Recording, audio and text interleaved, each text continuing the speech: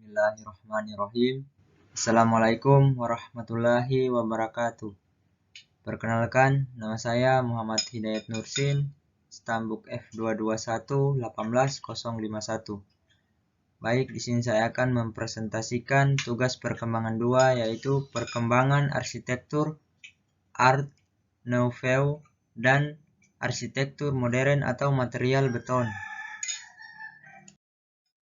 A. Perkembangan arsitektur Art Nouveau. Yang dimaksud dengan Nouveau adalah sejenis seni atau art. Art Nouveau adalah sebuah gaya dekorasi dan arsitektur internasional yang berkembang tahun 1880 dan 1890-an. Dalam desain, Art Nouveau bercirikan bentuk ranting-ranting tumbuhan yang berlekuk-lekuk dan berlawanan dengan historicis yang menjamur. Art Nouveau biasanya juga dapat dicirikan dengan bentuk-bentuk plastis dan organis, tapi tetap mengandalkan prinsip-prinsip geometris sebagai perbandingan Art Deco yang geometris kaku meski menggambarkan figur-figur hewan, bunga, atau manusia.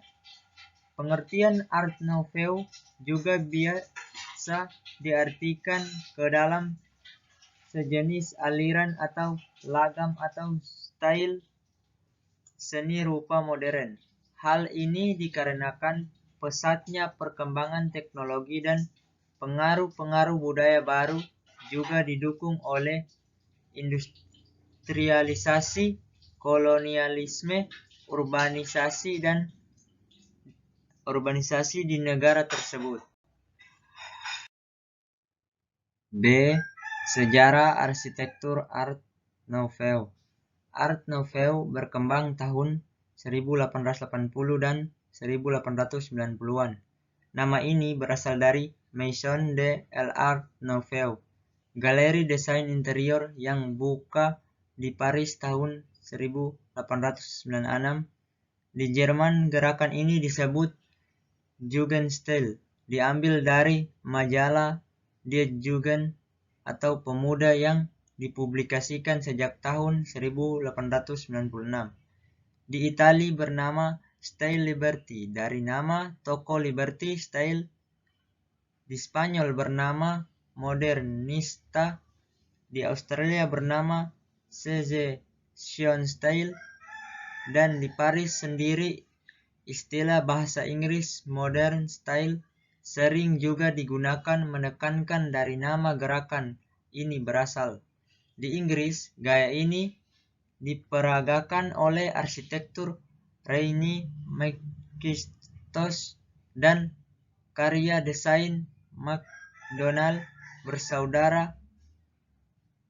Pengaruh Morris yang tersisa di Inggris memperlambat kemajuan gaya baru desain ini, meski McMurdo, Goodwin, Townend, dan bahkan Voysey semakin condong ke ranah Art Nouveau. Gaya ini paling terasa dalam bentuk ilustrasi, misalnya The Yellow Book, The Studio, The Savoy, The Hobby Horse, dan melalui karya Bertley, gambar Riquet, dan Selwyn. Di Prancis, meskipun ada Guimard dengan desain kaca dan metronya yang terkenal, gerakan ini paling dapat diekspresikan dalam seni terapan, terutama gelar-gelar dari Lalucque tahun 1860 sampai 1945 dan Gale tahun 1846 sampai 1904. Di Belgia, gaya ini diangkat melalui Sociétés de Vic Les Vic berdiri tahun 1884, termasuk di dalamnya Ensor dan juga arsitek Art Nouveau, Horta dan Van de Valde sebagai anggotanya. Di Spanyol, gaya ini berpusat pada Gaudi di Barcelona. Di Vienna, arsitek seperti Wagner, Hotman dan Olbricht, dan seniman seperti Klim berkumpul untuk mempromosikan gaya ini melalui majalah Sektion Versailles di Jerman. Gerakan ini terbelah antara kebiasaan dekoratif Otto Eckmann tahun 1865 sampai 1902 dan majalah Pan, dan desain dari Behrens di Amerika. Arsitek seperti Sullivan dan Ring terpengaruh oleh gagasan-gagasan Eropa tapi menerapkan Art Nouveau dalam wujud yang berbeda, sementara desainer seperti Tiffany berpegang teguh pada gaya aslinya. C. Ciri-ciri arsitektur Art Nouveau. Yang pertama, dinamis dan mengalir dengan garis-garis lengkung yang serasi cukup menggambarkan gaya Art Nouveau.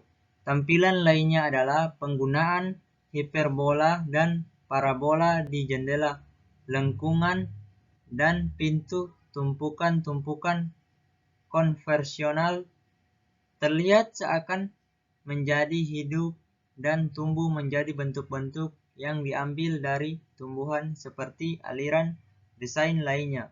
Art Nouveau mencari keharmonisan dalam bentuknya. Yang kedua, Art Nouveau dalam arsitektur dan desain interior membangkitkan kembali gaya dari era Victorian, meski desainer Art Nouveau memilih dan memodernisasikan beberapa elemen abstrak dari gaya Rokoko seperti tekstur api dan kerang.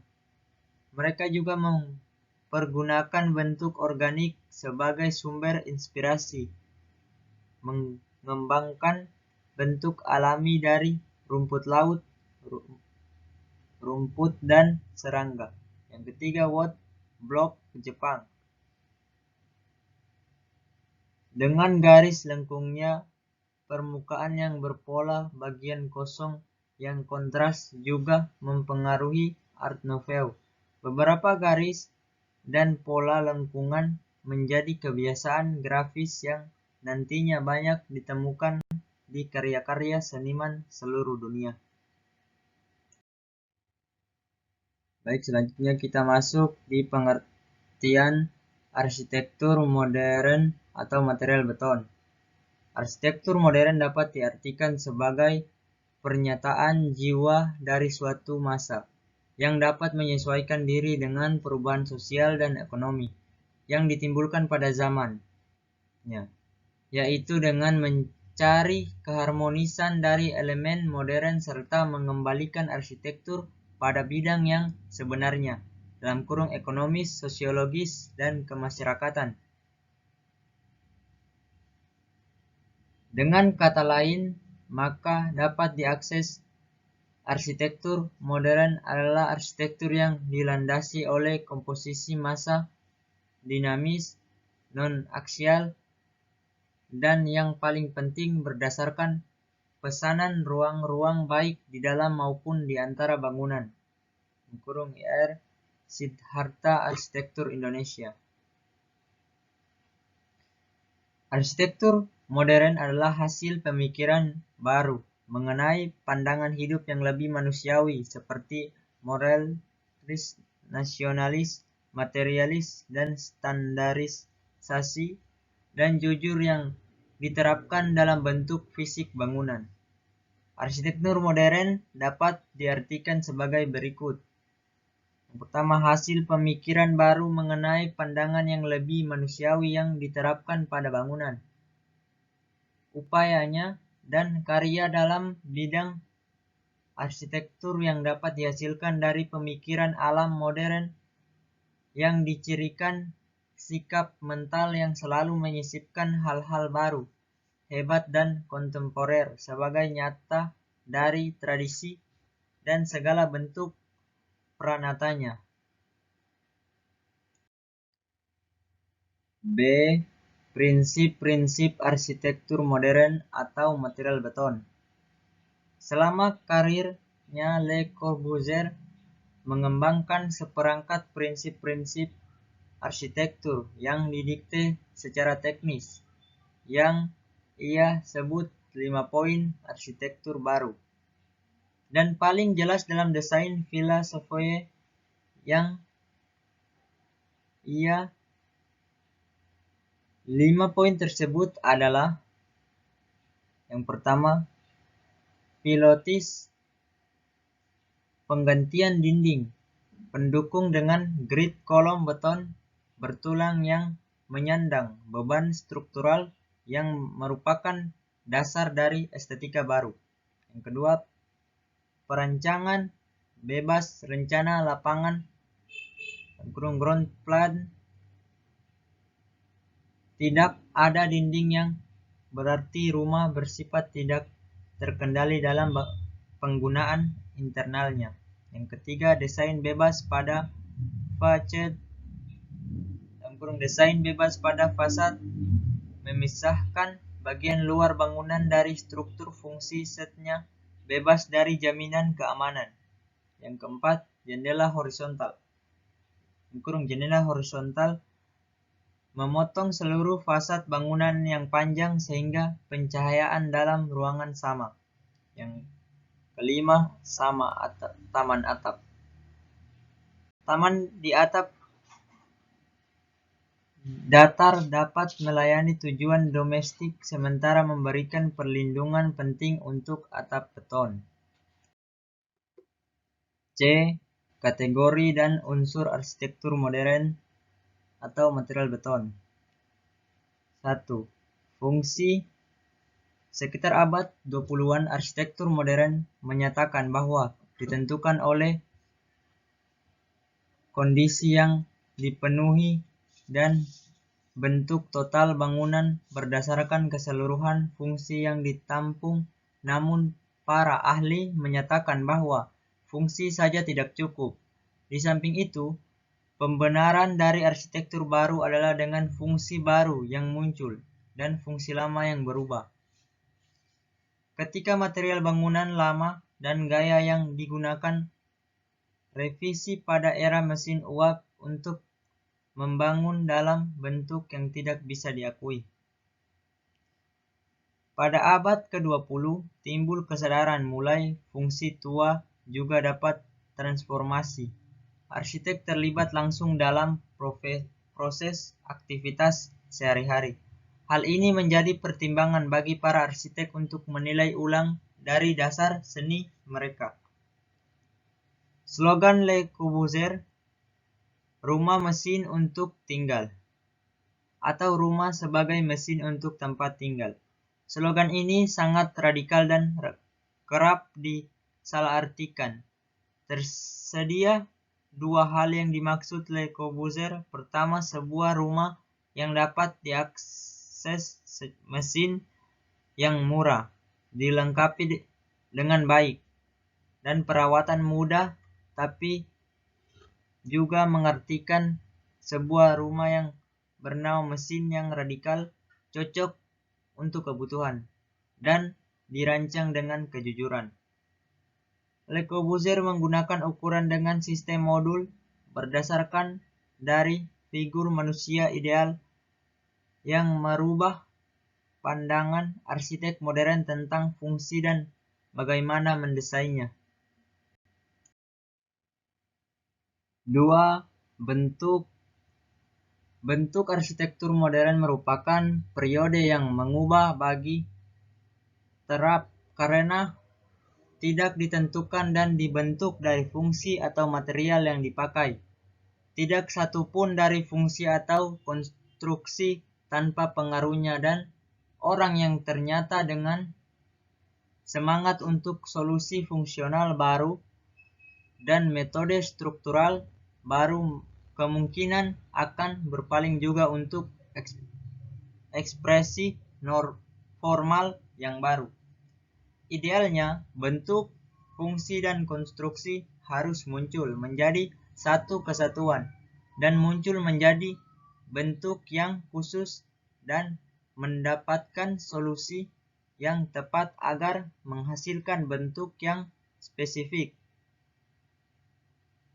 Kritik plagiatisme pada arsitektur modern bukannya tidak menghargai individualitas, tapi setiap bangunan merupakan masalah yang unik dalam tapaknya, lingkungan, dan menghasilkan solusi yang unik. Solusi-solusi yang umumnya layak karena teknik konstruksi modern menjadi semua bentuk mungkin untuk dibangun.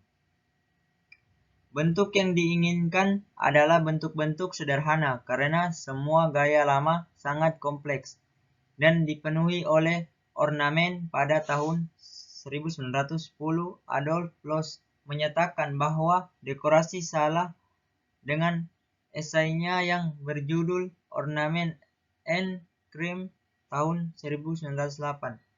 Ia menyatakan bahwa ornamen tidak cocok untuk manusia pada abad ke-20. Ornamen adalah tanda kebengisan atau kemunduran kriminal. Arsitektur modern pada sastra masih melakukan pengulangan bentuk-bentuk rasional pada awal abad 20, di mana fungsi masih menjadi inspirasi utama dan pada masa kini bebas dalam mengembangkannya. Kemudian pengguna material dan teknik konstruksi yang baru. Jika materi baru tidak dapat ditentukan dengan tegas dalam menentukan bentuk-bentuk arsitektur modern, muncul pemikiran baru tentang struktur yang tergantung pada tempat, dan ini saatnya untuk mempelajari hubungan antara ide dan material dalam konstruksi modern. Yang ketiga, konstruksi. Di Paris pada abad ke-20, arsitektur modern terlihat dari beton bertulang. Bangunan yang disebut arsitektur modern yaitu tidak ada beton yang terlihat. Permukaannya dapat dan dicat ulang untuk perumahan, bahwa bangunan dibuat dengan berbagai macam bahan seperti batako, kotak, belanga, dan batu bata. Anggaran bangunan modern untuk umum terlalu ketat dengan bahan yang belum teruji dan konstruksi eksperimental. Bangunan lokal umumnya tidak menggunakan konstruksi ini. Modernitas suatu bangunan terletak pada perencanaan fungsi bentuk-bentuk eksteriornya dan tersebar pada permukaannya. Untuk perumahan yang tidak ada struktur modern yang telah dibangun. Di Belanda, W.M. Dudok mengombinasikan bentuk modernitas dengan batu bata di atas permukaan batu dan mendapat perlakuan hangat di Inggris, tetapi secara universal dijelek-jelekan karena batu bata itu suatu pengkhianatan pada tujuan gerakan arsitektur modern. Dan hal ini bertentangan dengan ajaran dinding bersih dari Adolf Loos. Bangunan rumah diproduksi secara massal, dibuat di pabrik dari bahan modern ringan. Beberapa kemampuan struktur pada bangunan lain yang dibangun atau dibangun dari bahan yang sama. Pergerakan modern memiliki dampak yang signifikan pada tahun 1950, di mana pada saat ini menimbulkan suatu perlawanan terhadap kemurnian persegi yang muncul, mendukung prinsip konstruksi baru yang terjadi secara kebetulan, yang menyebabkan pergerakan modern menjadi gempar karena itu. Tetapi muncul sesuatu yang baru lagi dalam situasi ini. Aplikasi dari teknik yang baru dari pemikiran struktur kurva yang akhirnya membuat terobosan yang massal. Kebebasan awalnya dibawa ke arsitektur bangunan beton dan bangunan logam dengan kemampuan yang terbatas. Dengan struktur massa pada permukaan tanah, kolom dapat lebih tipis dan terpisah lebih jauh. Tembok tebal sebagai penyangga tidak lagi dibutuhkan. Dengan kata lain, ketika jenis bentuk baru dan jenis rencana yang diinginkan, konstruksi berada di sana untuk mencapai hal itu. Besi dan kerangka beton dengan penyangga kecil yang dimilikinya dan bentang lebar, maka kemampuannya untuk berdiri sendiri sedikit pada dasar jalan Stradley cantilever dan menggunakan bahan batu solid sampai kaca untuk kulit bangunan. Revolusi struktur yang hampir sama, namun terdapat sedikit kelebihan. Kubah tiba-tiba menjadi lebih mudah. Pada waktu yang sama, kemampuan bahan sederhana lainnya untuk menghasilkan struktur yang canggih ditunjukkan di Milan, di mana di Tritnel ke-10 diperlihatkan dua kubah Buchmeister yang terbuat dari lembaran karton dipotong dan dicetak. Shuttering candela menandai zaman. Beton harus dituangkan dalam cetakan kayu yang termurah adalah dari papan lurus dan beton berbentuk persegi, bahkan jika dilakukan dengan baik dapat membentuk kubah multi lengkung tapi kurva mahal. Candela menunjukkan bahwa dengan memiliki bentuk geometris yang tepat bisa mendapatkan bentuk tiga dimensi yang melengkung dari papan tulis sederhana. Perkembangan kemampuan struktur disebabkan karena pemikiran bukan material baru. Beton berjuang kembali dengan sistem baru, serta bentuk ringan. Kayu dilaminas. Membangun balok dan panel dari kolom dan plastik. Metode baru analisis struktur plastik memberi kehidupan baru untuk frame baja. Yang keempat, ruang (luar angkasa). Satu hal yang tak dapat disangkal tentang arsitektur modern adalah kesadaran untuk memanipulasi ruang. Dalam sejarah, ruang hanya di dalam struktur, di luar hanya alam ketidakaturan dan tidak dapat diukur. Renaissance telah mengulangi proses dan dapat dilihat dari tampak luar bangunan seperti yang dilakukan bangsa Yunani, yang terpisah dari seni ciri bangunan dari mereka, kecil, kotak, mempunyai pusat, dan tertutup. Ruang pada zaman barok mengakui ketidakterbatasan, dilambangkan dengan tanda salib yang difokuskan pada pemandangan cahaya yang jatuh di altar pada akhir nef gelap.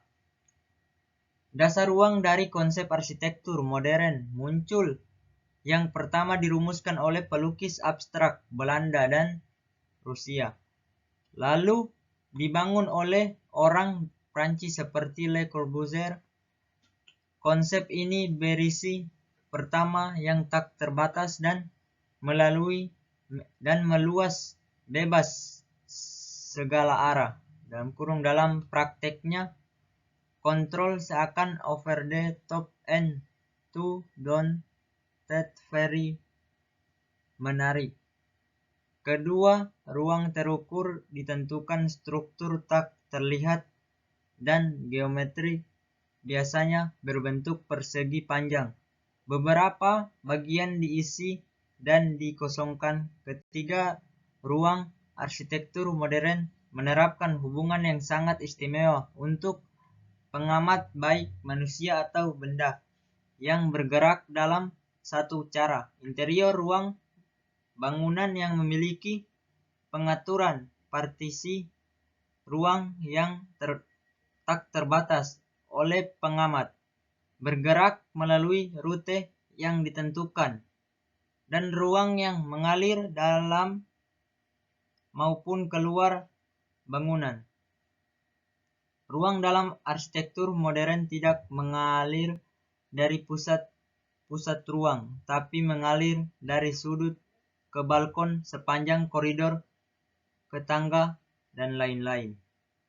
Arsitektur modern memiliki bentuk dan struktur yang tetap. Bagian fisik dari arsitektur modern sebagai pengaruh yang radikal dari sebuah masalah yang fungsional yang tidak dapat hilang sebagai bagian dari estetika yang merupakan manipulasi dari ruang yang tidak terbatas dan terukur dan mengalir. Baik, terima kasih. Itulah presentasi dari saya. Lebih dan kurangnya mohon dimaafkan. Wabillahi taufik walhidayah. Wassalamualaikum warahmatullahi wabarakatuh.